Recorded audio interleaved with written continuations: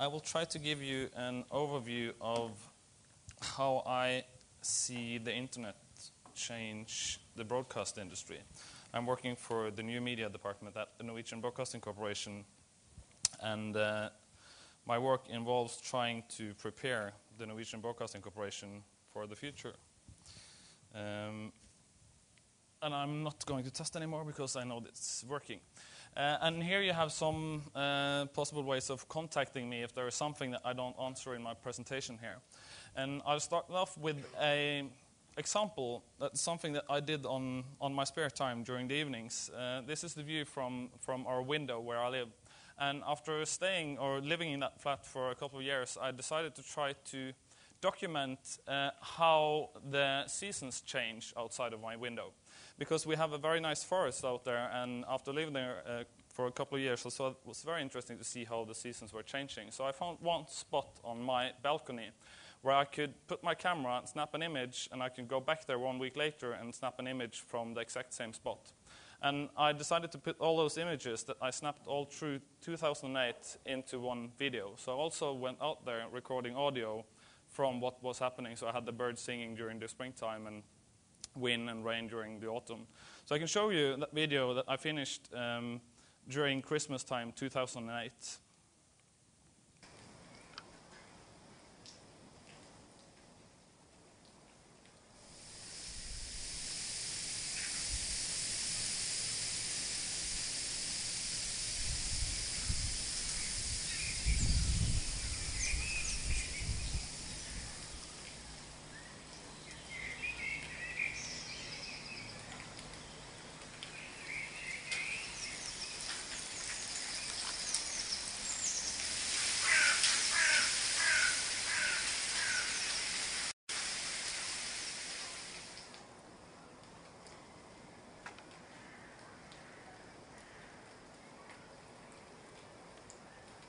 So that was, okay. Thank you. I don't have a screen like that at home, so actually it's quite nice for me as well to look at that big screen. And it turned out better than I thought when I started snapping those images. And if this was 10 years ago, I would have been trying to call some broadcasters to tell them, I have this video and it's amazing, I want you to show it because I want more people than the people that visit me at home to see this. But we don't do that anymore. So I did what everybody else would do and put that video on YouTube. And after a short while, the people that were head of the front page of YouTube put that on as a featured video.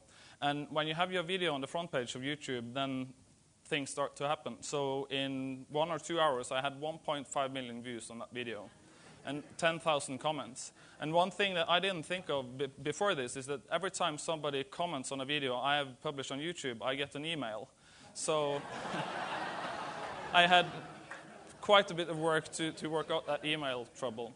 But the interesting thing for me was to see the way this video was spreading around the world. So I could find it all over the world because there is no dialogue in anything, and I think most people have some kind of relationship with nature. And at this point, it's about 3.5 million people that have watched that video. And of course, it's very nice for me to be able to talk about that video I made that huge amounts of people have seen. But I think the most interesting thing is the fact that the industry that I'm working within is turned completely upside down. So instead of me calling all the television channels, they started contacting me, asking, could we please air that video on TV? So it's turned completely upside down. And basically that's because of the complete democratization of production that we have, so that I can make that video with full HD quality ready for broadcasting on whatever platform. And the fact that the internet is democratizing distribution, so that I have the possibility of reaching huge amounts of people. And what we are seeing is that we start off with regular consumption, so we watch TV. And then we have computer games and stuff, so we go into interaction. And the next step is that we connect those computer games to the internet and we have participation. And what we have been seeing the last 2 or 3 years is the fact that people are starting to express themselves as well. But for a good old broadcaster like the one I work for, it's very nice to know that most of the people are still up there on regular consumption. They are watching TV and they're watching our content on the web without spending all their time making content. But some are making content. And when we do research, watching what young people are spending their time on, when they are out there consuming content, they are spending huge amounts of time on consuming the content that those few people are making. And I think that's kind of interesting because we have some kind of idea that, well, these people down here, it's not that important, it's not that many people. But the content that those people make are consumed by all the other people, and they spend huge amounts of time there. And another question is, of course, okay, so where is the money? And I think actually might be more money down here than up on consumption. It seems like people are not that willing to pay for consumption, but they might want to pay for expression. Or, to put it in other words, people don't pay for download, but they pay for upload. So I'm willing to pay Flickr to have them host my images. I'm willing to pay my hosting company to host my blog, but I'm not willing to pay for watching other images or reading other blogs, which I think is kind of important that maybe we could talk about this later in the discussion as well. And my last point is the way we try to do it and the way we try to solve it at the Norwegian Broadcasting Corporation when we make new web services. And you might not know the fact that the answer to the big internet question is actually to be found in a park in Oslo, in Norway. Because the internet is the most open and flexible distribution platform that we have ever created. So my little blog is just as available as CNN.com or whatever out there. And we have never had a distribution platform that is so open and so free that people can just go and pick whatever they want. And when I was standing right there, I saw an image of kind of how the internet works. And it's not that image, because that image is heavily manipulated in Photoshop. It didn't look like that. It looked like that. Because people tend to walk the path of least resistance, because we are lazy and we just walk straight over here.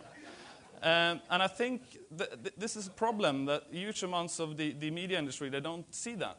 And the music industry have been there for a long time with their CDs and stuff that they want to sell. They want you to drive down and buy the CD and drive back home and rip the CD and put it on your MP3 player.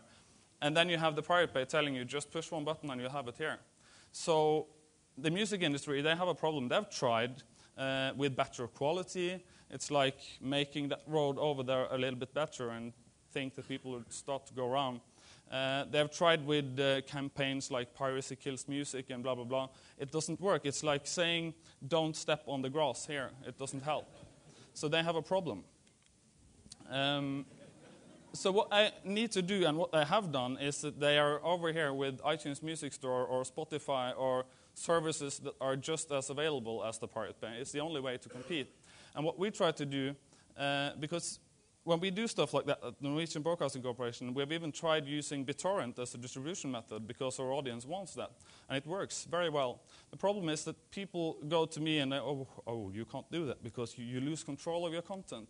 But my opinion is that the only way to control your content is to be the best provider of it. So if you are the best provider of your content, people would get to you. So for the content that we put out on BitTorrent, we have huge amounts of traffic from the Pirate Bay to the Norwegian Broadcasting Corporation because we are the best provider of that content. And I think that's very important. And I think that's also important because if you want to earn money, you need control of your content. And if you need control of your content, then you would best be the best provider of it.